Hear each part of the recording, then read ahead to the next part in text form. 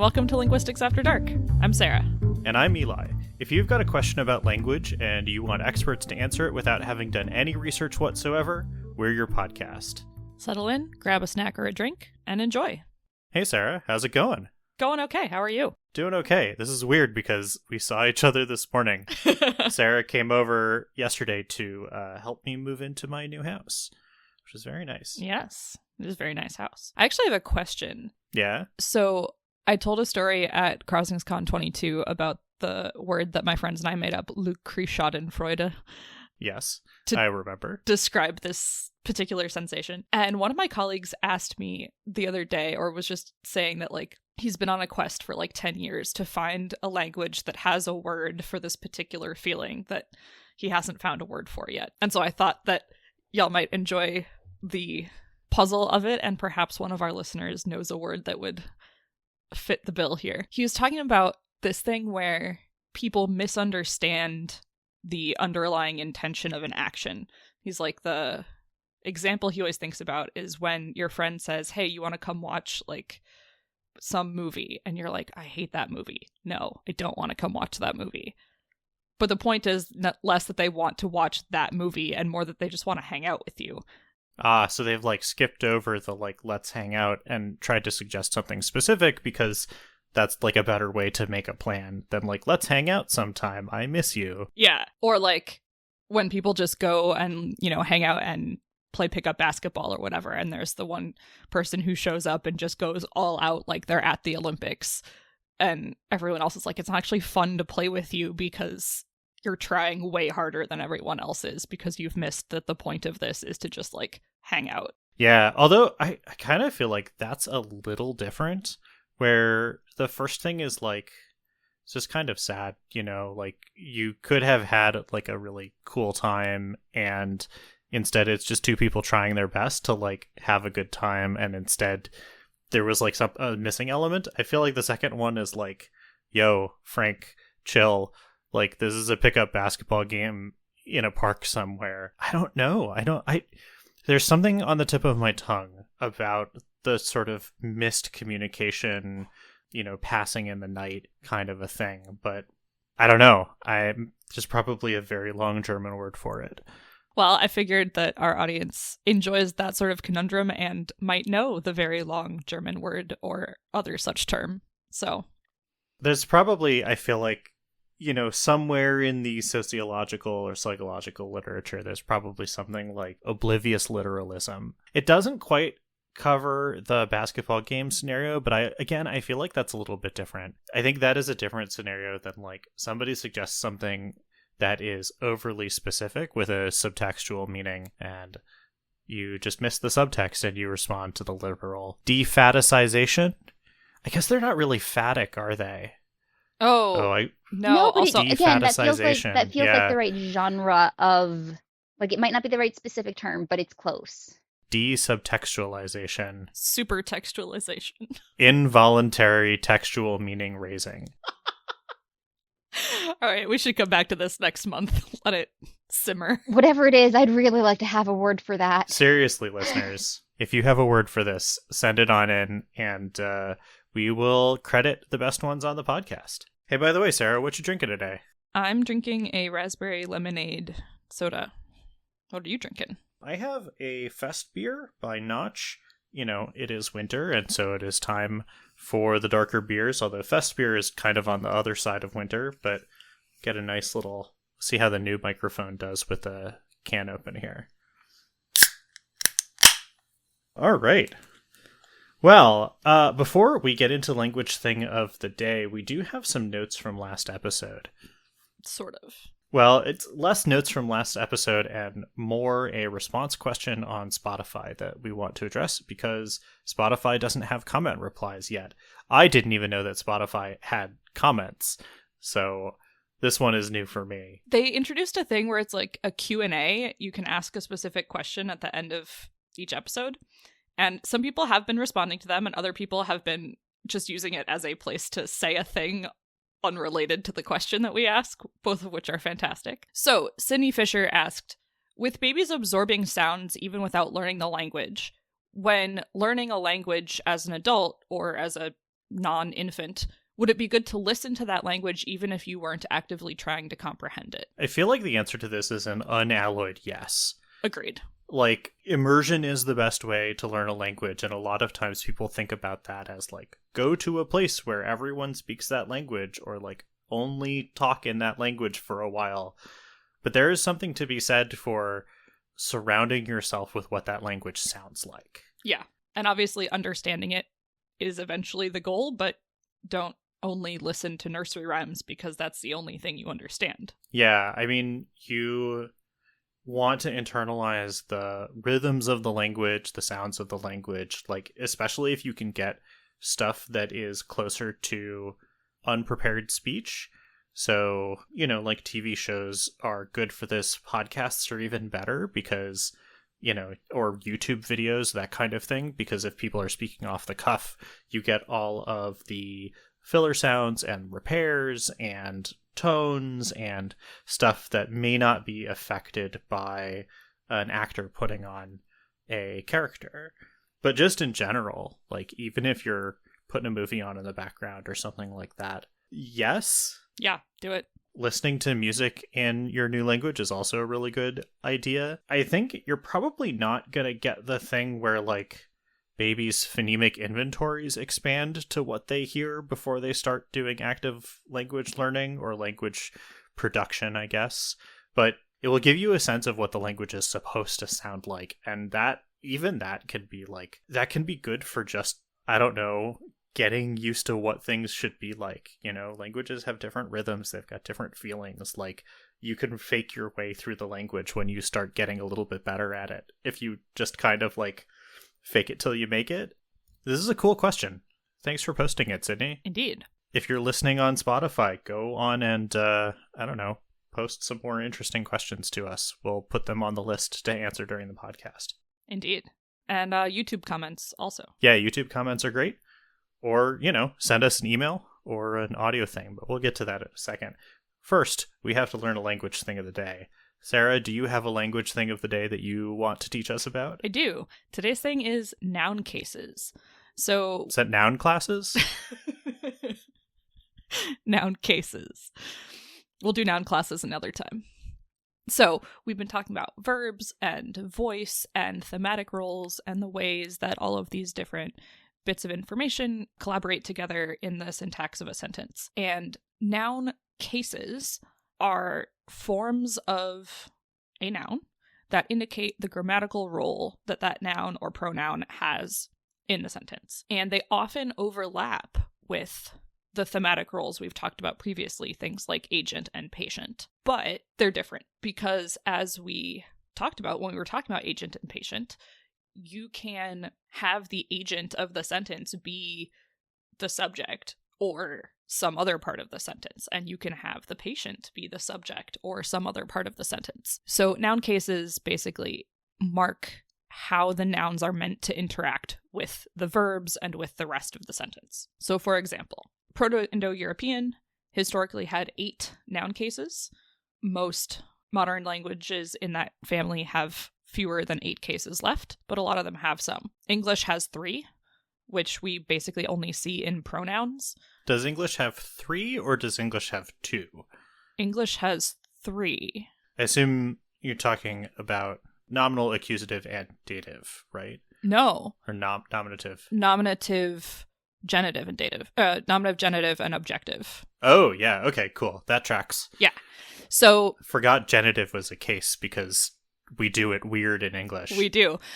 Well, I have an argument to make about genitive, but I'll get there in a second. So nominative or subjective, depending on the naming system you use, names the subject of the sentence, shockingly. And so with an active verb, that's usually the agent. Like, Sydney asked a question. But with a passive verb, you could say, a question was asked by Sydney. And now the question is the nominative thing. It's the patient, because we've changed what type of verb it's interacting with. The objective or accusative, so accusative and dative in languages that have more cases indicate the direct object and the indirect object. In English, we do those the same way, so we sometimes just call it the objective case. And with not proper nouns, like with capital letters, but with actual nouns, we don't really indicate case very much, but we see this with pronouns. And I like to use the they pronouns as my example because they don't have overlap between their forms. So you have they, which is the subject form, and you have them, which is the accusative or objective form. So they asked a question, or the question was asked by them. And it doesn't really work if you're like, them asked a question, or the question was asked by they, or I saw they over there, or whatever. And then the third case that we have is the genitive or the ownership case. And so you have their, their, my, or your. And particularly with the third person pronouns, then that gets a little weird because like you have he, him, his, and then his as the like substantive form of that. And then like she, her, hers, but then you have the accusative and the genitive form being the same, which is annoying for example purposes. But then you got like they, them, their, and theirs. And I'm like, wow, look at all of those separate looking words. So great. But Sarah, I was taught in third grade language arts class that the subject is the doer and the object is the thing that the thing was done to. Yes, and that's true for active sentences, which is the majority of what third graders are writing. And in fact, even in like Latin 1, I do use that definition with my students because they want the word subject to mean topic, which is a whole other thing. Oh yeah, topic is not even in this same realm. Right. Topic is like a discourse thing. Right. They're like, oh, I bought a car yesterday. The car is the subject of the sentence. And I'm like, no, the car did not do anything. That's not what's happening. So yes, the kind of basic sentences that most of us think about are active sentences where the subject, the nominative thing, is also the agent, is the doer. And the object is the accusative thing, is the experiencer. But as soon as you start messing with verb voice, then those roles, those thematic roles that we've talked about, stop lining up as neatly on the cases. Yeah. I think if you will go back in our previous episodes, we've kind of been building up to this a little bit, talking about different voice and talking about transitivity of verbs and active versus passive and all of that kind of thing. But it's also cases interact with that, but they're also not one-to-one. There are other kinds of cases that tell you different things about the noun's relationship to the sentence, which yes, we will get to. Yes. So I said that English basically has three. We have the nominative, the objective, and the genitive. Proto-Indo-European historically had 8 of them, so it was those 3, or the objective case split into the accusative and the dative, so that gives you 4. The vocative case, which is used for calling somebody's name, so when you're like, hey, Eli, how are you? Eli would be vocative. The locative case for when you are in a place, like, I live in Boston. You don't have to say in, you can just be like, Boston, n, or whatever the ending is, and that means in Boston. I am shock, n. So that's a great example, actually, not to completely stomp on your joke. But, No, that's all this podcast is. Go for it. Well, so that's the thing, is that in a lot of modern languages where some of these cases have fallen away, they've been replaced with prepositions. And a lot of prepositions, especially in English, can serve dozens of functions. And one of the things that I was talking with my students about just the other day is, like, you can be in a place, you can be in Boston. And that's sometimes the same word in Latin as being, like, in shock.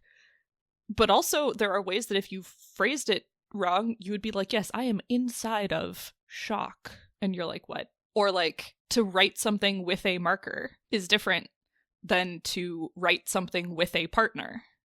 And if you phrase it wrong, then the implication is that you have picked your partner up and are using them to write on the board, or you and the marker are standing next to each other, taking turns writing the words. Yeah, you're holding up the Sharpie. You're like, does this scan right to you? Are you... I mean, that's a good point about prepositions, which is that it's a closed class, and so they have to be somewhat promiscuous meaning-wise, right? And also that a lot of the places where we don't have case that shows up directly on nouns. We now have these prepositions, which kind of sort of goes to show that like case shows up in all kinds of ways, right? Exactly. You could argue that there is a dative case in English that is shown by a number of prepositions. The question is there something useful to be done with that supposition? Which there kind of isn't in English. Like, the interesting thing is with nominative, objective, and genitive. Yeah. So we got lock and voc. Yep. And then the other two are the ablative, which initially showed motion away from a place, and the instrumental, which is what you would use for like writing with a pen or with a marker. Is that what ablative means? Yes. There's a thing in, hopefully this is not super spoilery, there's a thing in Voyager where they get ablative hull armor. And I was always like, I gotta look that word up at some point. And apparently it's hull armor that shoves things away from it, which makes a lot of sense. You want your armor to be ablative if it all can be. Yeah, right? Apparently in physics, you can also describe things as ablative, spelled the same, means the same-ish, pronounced differently. Haven't looked into like, that other with than... knives. Yeah. Wait, what? Yeah, ablative. Oh. Like with a knife. Oh. Sorry, I missed that one. I'm having a kid soon. The dad mode is turned way up. I appreciate that. I'm just not smart enough right now. The brain cell, it'll come back. It will. Wait, so is ablative in physics the same as ablative? Is it just pronounced differently? I think so. It's been a while since I looked up the specific uses of it, but yes, it's completely the same etymologically. And so like in Latin, the locative technically exists only for, get this, the names of cities, the names of towns, the names of small islands, which we define by only big enough to have one town on it, but not the word for city, town, or island, but specifically the words house, countryside, and ground, because language. Wait, hold on, though. I have to ask, like, is this a thing where that's all that we have evidence for? Or is this like people are contemporaneously writing like, you have said I am in the city using locative. What a heathen. Like, what a barbarian that you don't know how to speak Latin correctly. Based on the corpus of Latin language that we have, every time someone says so-and-so is in place name, if it's a common noun, they use the preposition in. If it is a proper noun, or one of those three special words, they never use the preposition. Oh, okay. And they use this other set of endings. It's real weird. No wonder so many classicists are weird. But, like, again, the locative probably used to be a more widely spread case, and then its usage shrank and shrank and shrank and got replaced with prepositions. And the instrumental case doesn't exist in Latin at all. It just got absorbed into the ablative. There's a running joke among classicists that there's probably an ablative usage of the kitchen sink because there's an ablative usage of literally everything else so far. Greek was like, no, we don't even have an ablative. We're going to take all of those uses and distribute them across dative, genitive, and accusative and add even more prepositions. And English was like, yeah, also forget the dative. We're just going to every preposition, all of them. If I remember correctly, if you go back to Anglo-Saxon, aka Oldie English, you get more cases, right? And they're on every noun as well. Yes. But you get more cases than just the nominative. And I think back then you might have had accusative and dative and genitive, which they definitely had. But Anglo-Saxon had more cases. It's been consolidated over the past 1,000+ years, right? Yeah. Okay, so we've got nominative, accusative, dative, genitive, vocative, and locative, which the twins, ablative, and instrumentative. So that's it. That's 8 cases. Like, that's what we got. Those are the Proto-Indo-European cases. Basque, which is famous for being, as far as we can tell, unrelated to most other things, has like 18 cases. I think Finnish has like 17. 19, I think is 19? What I heard. A lot. I do remember at one point going to That's so many. Look into that, and it turns out that a lot of the Finnish cases, if I recall correctly, like always occur with prepositions too. It's just that every preposition like has its own special case ending that goes with it. So like you have the ablative, but you also have the like the absentive or something. So it's like if you're going away or just being away, and there's like a case for being in a place that's different from like, I don't know. I don't speak Finnish. I'm not going to try to say that I do, but there are so many cases. That's like trying in English to figure out the difference between whether you should say that you're in a form of transportation or on a form of transportation. Yeah, exactly. It's which one you use is left as an exercise for the listeners, by the way. Yes. So yeah, across all the languages, there's actually tons of cases. And some languages like Latin and German and Russian and Greek mark cases on the nouns and the articles or determiners and on the adjectives. So if you're like, I gave a cookie to the whiny cat would be entirely dative. But there are also languages where you would be like, I gave a cookie to the whiny cat, and cat is the only word that would be dative, and the and whiny would just be like single form that cannot change. So this is like how in a lot of languages, noun class, aka noun gender, if it's a Romance language, and number, you'll see the determiner, you'll see the adjective agree with the noun on those levels. You've got languages where noun class is also something that those other words will participate in the agreement with. Yes, and so there's some languages where all three of those things can change along with the noun, and there's some languages where like the articles and the adjectives just do their own thing and the noun does whatever it wants. Very cool. Well, thank you for taking us through noun cases. This is one of these things that's like, it's definitely there and it's very cool to study, and it is a gateway or a connection to a lot of different points in linguistics. Yeah, definitely. All right, well, that brings us to real language questions submitted by real listeners. If you want to send us a question, you can email it in text to questions@linguisticsafterdark.com, or send an audio recording of you speaking your question out loud, which is super handy for phonology and accent questions. Please also feel free to send us how to pronounce your name, either in a recording or IPA or something, or leave us a comment on Spotify or YouTube or wherever you find us. Eli, do you have a question for us? I do. Tom W. asks via email, do other languages have adjective ordering like English does? Yes. Cool. Done. Next question. Yeah, I know that they do. I don't have a lot of deep insights into that, other than it's just a really fun way to play with language to deliberately break those rules that you don't even think about. Can you say real quick what adjective ordering is? Some people can recite the quote-unquote correct order of adjectives for English just cold, which I cannot do. But yeah, neither can I.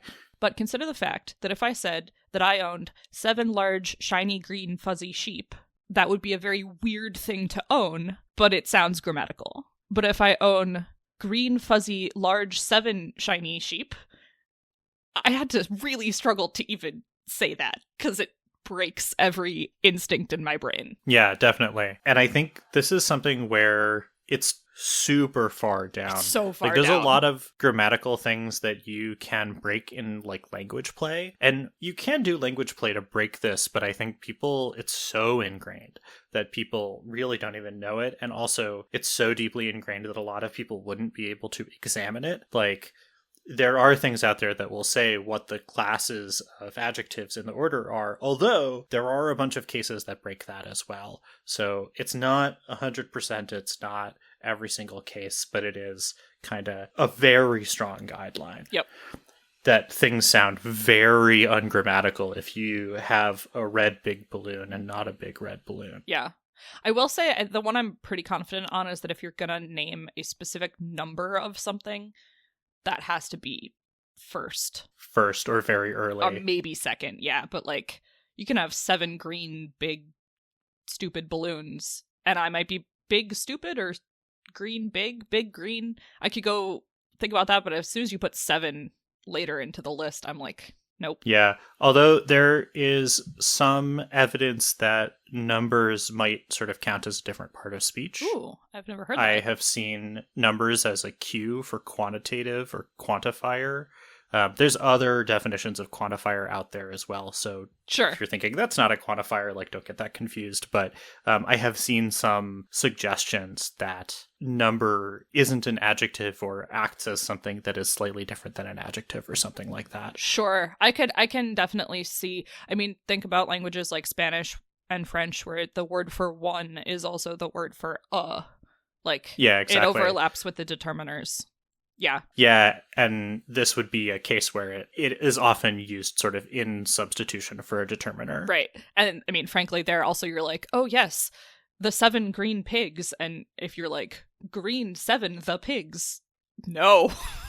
Right. No, exactly. absolutely not. I mean, that's like, drawing that tree doesn't make any sense. Right. The one that I do know that comes to mind is less about adjective order in like long compounding strings of adjectives and more just a very funny mnemonic that's taught in like French class in the US, because a lot of French adjectives are placed after the noun that they describe, which is the opposite to how English does it, but not all of them. Adjectives having to do with beauty, age, size, and goodness or quality come before the noun, and beauty, age, size, and goodness spell bags. And so you'll hear French teachers talking about the bags adjectives, which just cracks me up. Man, they're so close. If only adjectives about beauty came after. You could say age before beauty. And you could remember it. It's true. Instead, it's bags first, which I feel is like a lot ruder, you know? Incredible. So there you go, Tom. It definitely exists, but because it's so innate and so deep down, even though we've got, I don't know, a handful of languages hanging around in this podcast, we can't even tell you what the ordering is for English. We just know that it sounds weird if you do it in a different way. Yep. All right. I think that brings us to our next question, which comes from Luca, also via email. And the question is, what would the phonetic description of a raspberry be? By which I think he means labio-lingual trill, perhaps? Also, it occurs to me that it would be cool if there were some kind of database of paralinguistic sounds containing things like ingressive labiodental fricative, inhaling sharply through your teeth, and explanations of what they mean in various languages. Oh, so I know this one, actually. And I had to really resist doing some research on this because I'm going to get the names of things not quite right, but I do actually know this one. So the first thing that strikes me here is interesting because I don't use my tongue when I blow a raspberry. Same. I would have gone bilabial trill for sure. Yeah, it's straight up bilabial trill, which I think is straight up in the IPA. That's a thing. I forget what letter it is. I think it might be attested. So it's not a blank white square. I think it has a symbol. Yeah, it has a letter. I think it's not beta, but it's something else out there. Yeah, beta is voiced bilabial V. Voiced. Yeah, basically, exactly. It's bilabial V. That's my next cover band of something. Bilabial V? That's your, like, I don't know. It's your, like, rock star alias. Actually, yeah, bilabial V is going to be the front man for my band Dark L. All right. So, but Eli, you said that you had something here. So I'm not sure what it would be if you have your tongue involved. So there is a letter for if you are just using your lips. That's the word for that body part. There is a letter for if you're just using your lips, but if you get your tongue involved, I don't think that there is an IPA symbol, but there is a set, it's a superset of IPA, the name of which I don't remember, but it's used for disordered speech. It's used to transcribe disordered speech. So it has a whole lot more of these sort of not attested in language and not sort of one place of articulation, one manner of articulation, that kind of thing. It has things like inhaling through your teeth, and it probably has a raspberry with tongue, which is a drink I ordered at a cocktail bar last week. It probably has all of these kinds of things and a lot of diacritics that you can add in order to do some of this stuff, which IPA actually also has a bunch of these kind of modifier diacritics that talk about things being fronted or being palatalized or being, you know, there's a bunch of them that kind of came after the like one symbol, one place in the chart. Actually, they probably came before, and then they were like, oh yeah, actually, we should do, we have this grid to fill out. I feel like if they had come a little bit earlier, we might have a lot more like, here's a base symbol with a bunch of stuff put on it, one for each feature. So there is this International Disordered Speech Transcription Alphabet, which is not the name of it, but we'll figure out what the name is and we'll put a link to it in the notes, that has a whole bunch of these sounds and symbols for them and diacritics for them. And they are fun to pull up and make. Just go down the line and make. That's awesome. I think Luke is pretty good with these descriptions, like labio-lingual trill. Yeah, if you use your tongue for that, sure. Makes sense to me, yeah. Ingressive labiodental fricative. I'm not sure about the lips in that one, but maybe. I guess it depends if you bite your lip while you do it or not. And yes, for those of you who cannot see my face, I am both biting and not biting my lip and deciding how I would make that sound. Suddenly, I am totally back in a phonology class, sitting there just... Yep. Sorry to anyone who's listening on headphones. But I really also like this idea of the database having then a, like, what is the discourse function of the sounds in different cultures and different languages? Yeah. Because, like... they feel so universal, and yet... and I bet that they're not. Probably are not, yeah. And also, actually, when I was at your house, you introduced me to the YouTube channel called Hames Joffman. Oh, yeah. Which is a, like, parody channel of the coffee connoisseur James Hoffman, who is a great YouTube channel, by the way, if you enjoy coffee or just enjoy listening to people talk, which you're listening to this podcast, so you may well do. Yeah, James Hoffman has a great voice and a great way of speaking to camera. Yeah, he's fantastic. And I had not, before yesterday, encountered the spin-off channel where they just clip bits and reconstruct them into completely chaotic, new, quote-unquote, informative videos about 6 carrots, or being fruity, or whatever. Yeah, go give James Hoffman a listen, especially if you care about coffee at all, and then go give Hames Joffman a listen, and you got to put on captions, because the captions are great, and whoever captions it knows IPA, so you get a little bit of bonus there. It's true. And the captions are why I thought about this, because the first video on the parody channel that I watched, in the captions had in parenthesis the phrase, "Is it possible to inhale disappointedly?" And I was just like... which the answer is yes. Yeah. That's this. Right. And it was like, thank you for describing that appropriately. I mean, this goes back to the episode we had a few months ago about, like, how to appropriately transcribe tone of voice and all of that stuff. And I want to say thank you to whoever was doing the captions on that channel, because it's beautiful and y'all should go check it out. Yeah, this is also, I've been thinking about this a lot because I do the New York Times crossword a lot, and very often a nice 3-letter word that shows up a bunch is tisk, T-S-K. And there's a lot of ways that this gets clued, depending on where it is in the week and so on, but a lot of it is like sound of disappointment or chiding letters or something like that. And not only does it have this sort of multivalence set of meanings, but it's also interesting because when is the last time that you've heard somebody actually go tisk, tisk, tisk? Like, this goes a little bit back to our and kind of a thing, where it's come all the way around, but like when it gives a clue, like clicks of disappointment, right? Like, they're not talking about somebody saying tisk, tisk, they're talking about somebody going, which I have to say, there's a lot more N than T in that for me. I get TSK out of that, but I also, as soon as I found out that that's what's spelled in British English as TUT, I was like, oh, Pooh Bear ain't saying tut tut, it looks like rain. Looks like it's raining. That's weird. Right? But it makes English so much people, more what sense. Are you doing? That makes so much more sense. Oh my gosh. My mind is blown because there's no T at the end of that. British people, what are you doing? This is why we had to take your language away from you. But I mean, I guess there is if you're saying it over and over, like the T at the start of one syllable hits the next one. Anyway. I guess. But yeah, but I mean, again, that's, and like, I wonder if that's a sound that's actually used in any of the African languages with clicks. It probably is.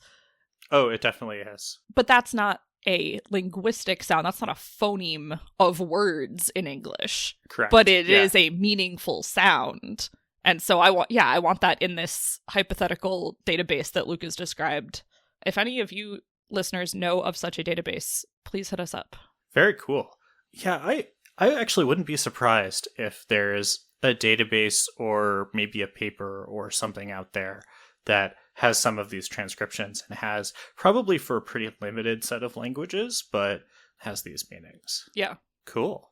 All right, let's move on to question number 3. This comes from Mark Schaefer, who asks via email, what part of speech is end in the phrase end construction as seen on a highway road sign? I'd have thought that it was a noun, shorthand for the end of, but I've noticed that in Virginia, the road signs will read things like enter Fairfax County and leave Arlington County, which suggests that the first word is a verb, not a noun, and that raises more questions. Why is it leave and enter imperatives, question mark, rather than entering or leaving? Yes. Correct question. This is a great question. I have silently been wondering this same thing my whole life. Do you go past end construction signs and you like raise your hand? Like, yeah, solidarity, end construction. No, but I should with the amount of construction that happens in Massachusetts. But I feel like a lot of the places I've lived actually have had like entering and leaving such and such county or such and such township. But I have also definitely seen enter Fairfax County, leave Arlington County type things. Yeah, I've seen them both for sure. And definitely end construction. And the one that has always gotten me is police take notice. I've never seen that sign.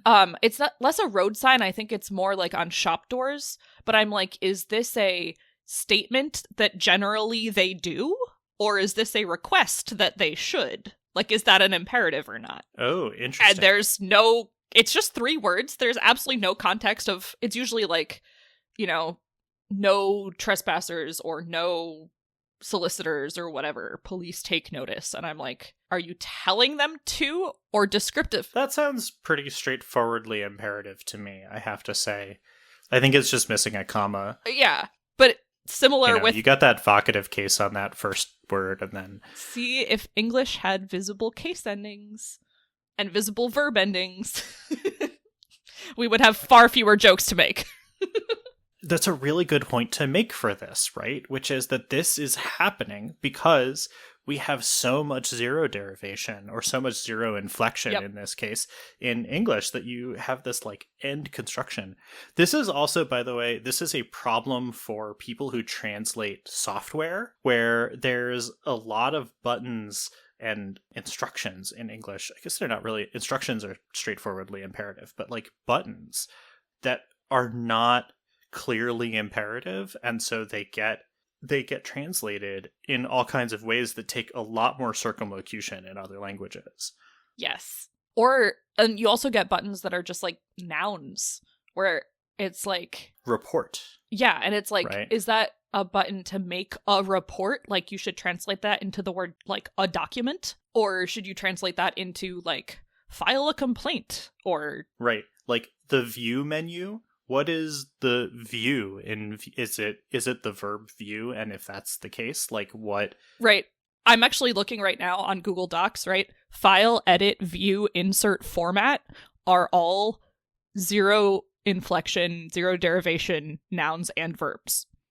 And then you get tools and extensions, which are definitely nouns, and then help, which is back to being ambiguous. You know, and you could look at this and you could say tools and extensions are clearly nouns, so maybe the rest of them ought to be. But like insert, the stuff that you do under insert is pretty clearly... Oh, sorry, that is definitely a verb. Yeah, it's definitely a verb. That's definitely a verb. So what am I talking about? Don't have consistency across these things. Right, and then this poor translator is like, should I be consistent? Should I be accurate? Should I be coherent? Like, ideally all of those things, but And this can show up a lot in like product names and that kind of thing. So this is like a thing that is actually, I mean, look, it's not a bug of English, it's a feature of English that you get these kinds of neutral constructions of verbs. I feel pretty strongly that in end construction and enter Fairfax County that those are verbs. okay, but what are end construction? Yeah, so I think that it is basically a flipped version of construction ends. Like construction ends here, but it is in a weird way that makes sense in like the reduced kind of English that you get on signs and in newspaper headlines and that kind of thing, that you can sort of make these things that make sense but don't, like, they're not full sentences, right? They're not full clauses. But that's, I mean, look, it's a hypothesis, and to be honest, I'm not even sure how you would test what is going on here, because if it was a noun, you would expect end of construction, but enter of Fairfax County. No, but then also why? Yeah, like the fact, like, it's definitely a verb in enter and exit or leave, but it doesn't feel imperative, which is the only thing that it feels like. Otherwise, it has to be like a second person. Yeah, it's definitely you are entering or you are leaving. But also without the you, it's just it feels imperative, and it's like, what are you trying to kick me out? Like, okay, so actually here, I'm having a brainwave, right? I think so. English does not do well with the present tense. When we use the present tense in normal conversation, we're usually using it to indicate something that is regular or habitual. Yep. Right? If I say I walk to the store, it means like every day I walk to the store to get groceries. This is quote unquote standard English. Other dialects do other things. Man, we need another thing for standard English. That's a tangent. Whatever. And when we want to say that something is happening like presently, we use the progressive voice, or progressive aspect rather. So you say I am walking to the store. Which is why entering Fairfax County or leaving Fairfax County sounds reasonable. Right. So I think that this may be some kind of actual present tense second person. It's not imperative, but it's like a you enter Fairfax County now. You leave Arlington County now. And it is weird because nobody second person is not a thing. Exactly. Okay. Okay. Pro drop in second person is not a thing, but neither is actually using the present tense for things that are happening currently. So, but that feels closer to me to what's happening. That makes sense.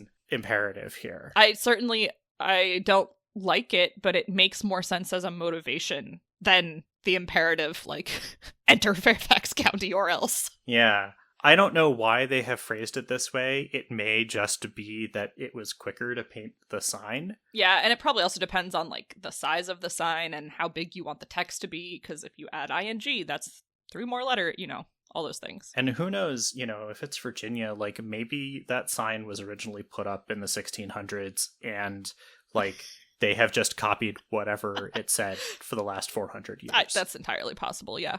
All right. This is a cool question. Thank you for asking it, Mark. Yeah. I'm going to think about this question every time that I drive into a new town now. Yeah, we'll maybe report back next episode about weird road signs we've seen. Oh, there is so usually you have these road signs that are like left lane. So it's a left turn in left lane only or something like that. There's one that's around here. I think it's in Billerica that is left lane for left turn, which is the opposite of how it's been, and I haven't seen it anywhere else. It strikes me as a very weird way to say that. Anyway, I will keep my eyes out for other ones, but... Cool. I'm gonna bring us back to last episode's puzzler, which was, what is 3/7 chicken, 2/3 cat, and 2/4 goat? Okay, so I went nuts with this puzzle, because here's my thought process. There's 7 letters in chicken, so clearly it's about the letters in the word. Okay. And it's 2/4 goat, not 1/2 goat. So it's clearly also like letters in the word. Okay. Right. So then I was like, okay, cat and goat, they both 2/3 and 2/4, and they both have an AT, but that's different than the 3 that I need from chicken. Chicken has an overlap of C with cat, so maybe there's a C. And I was looking for putting this together. And then I started, maybe I should list out all the possibilities. And thankfully, if you start listing out all the possibilities, the very first one is an actual word. That is true. And the word is? Chicago. Well done. Is that the answer? That is the answer. Yes! By the way, for anyone who hasn't picked up on this yet, Eli, where are you from? Oh, I'm from Chicago. Cool. And if you are from around Chicago, I'm from Evanston. Although I've lived in Chicago also. I was just going to laugh real hard if you were the one person on this that didn't figure it out. I'm so glad I got it then. Yeah. Well I done. just really enjoy how long it took you. Like, I got that in like one glance, and I was like, oh, Eli's gonna love this. Like, I fully thought like, oh, that took me nearly like a whole 3 seconds. I bet Eli's gonna get it in one. I tried to be too escape room about it. All right. Well, if you also figured out Chicago, good job. Eli, do you have a new puzzler for this episode? I do. So this puzzler was linked to us by David Petty. So thank you very much, David. This is a puzzler from Car Talk, and that's very cool because Car Talk really is an inspiration for this podcast. And this puzzler was sent to Car Talk by Dave Etnoyer. So we're giving attribution chain all the way back. Okay, this one is a mathy one. Get out a pencil and paper, you're probably going to need it. A farmer had a 40-pound stone, which he would use to weigh 40 pounds of feed. He had a balance scale, so he would put the stone on one side and pile the other side with feed, and then when it balanced, he knew he had 40 pounds of feed. A neighbor borrowed the stone, but he had to apologize when he returned it because it had broken into 4 pieces. The farmer who owned the stone later told the neighbor that he had actually done him a favor. The pieces of the broken stone could now be used to weigh any item, assuming those items were in 1 pound increments from 1 pound to 40. So, what were the weights of the 4 individual stones? So, if you wanted to weigh 1 pound, 6 pounds, 11 pounds, 22 pounds, 39 pounds, how would you use the stones, the thing you're weighing, and the balance beam?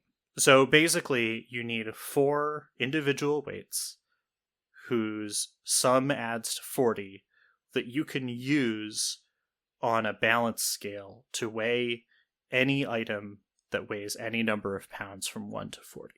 And if you want a push in the right direction, figure out how you would weigh 2 pounds. And that might help give you a little bit of a hint. Okay. That one I'm not going to get in 3 seconds. No, I don't think so.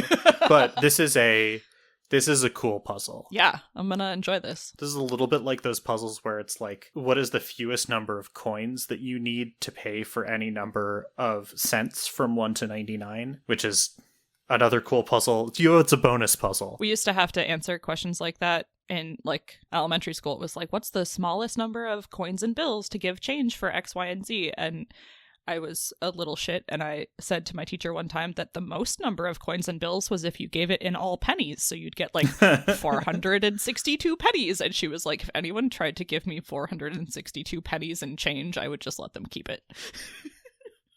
The thing I'm actually being reminded of isn't like the making change kind of puzzle. It's the ones where it's like, if you have weights of this, and this size, how do you measure an amount that isn't in any of those? And I feel like... Or the, like, you've got a 5-liter jar and a 3-liter jar and like a... It's another classic puzzle. Yeah, so that's what I'm actually getting here. And I feel like that's either going to be really helpful in working this out, exactly same, or leading me in completely the wrong direction, and I don't know which. So I will say that I think that it will be helpful, not necessarily because the solving process is the same, but because having experience with that kind of puzzle is probably just a good thing to... Your brain will work in a similar way for this. Because, I mean, like, the thing is that that's what the farmer is having to do now, is use... Like, he knows the size of the weights. We don't, but he does. And so that's the puzzle he's solving. Right, you're solving the meta puzzle of what weights does he have to have in order to be able to do this.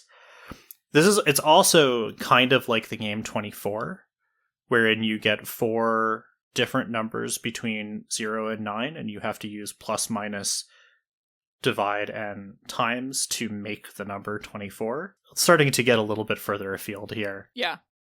All right, well, on that puzzle and the bonus puzzle right after it, I think that's it for this episode. Thanks everybody for listening. Linguistics After Dark is produced by M. Fozzing Enterprises. Audio editing is done by Luca, question wrangling is done by Jenny, and show notes and transcriptions are a team effort. Our music is Covert Affair by Kevin MacLeod. Our show is entirely listener-supported, and you can help us by visiting patreon.com/EMFOZZING and by telling your friends about us. Ratings on iTunes and other podcast services help as well. Every episode, we thank patrons and reviewers. Today, we want to say thanks to these awesome patrons: Timothy Persons, Andy Rusterholtz, Rachel Goodwin, Bex Fortin, and Jason Chance. We also want to thank Mia Moray and Sydney Fisher for commenting on Spotify, and Little Skywatcher for commenting on YouTube. And to answer their question, no, I still haven't seen Spider-Verse. I'm sorry. Oh, I also haven't seen it, but it definitely is on my list. All right, we'll report back when we get there. Find all our episodes and show notes online at linguisticsafterdark.com and on all your favorite podcast directories. And send those questions, text or audio, to questions@linguisticsafterdark.com. You can reach us on all the usual socials at LXAD Podcast. And until next time, if you weren't consciously aware of your tongue in your mouth, now you are.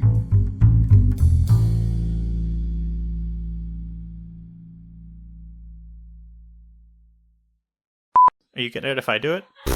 Nope. That being your alias that does bad English covers of French pop songs. Yeah, so what I have is a cat scratching at my chair. The legal equivalent of being a pain in the ass. There's a vine out there that is road work ahead. I sure hope it does. What is going on out there? The question of all time, honestly.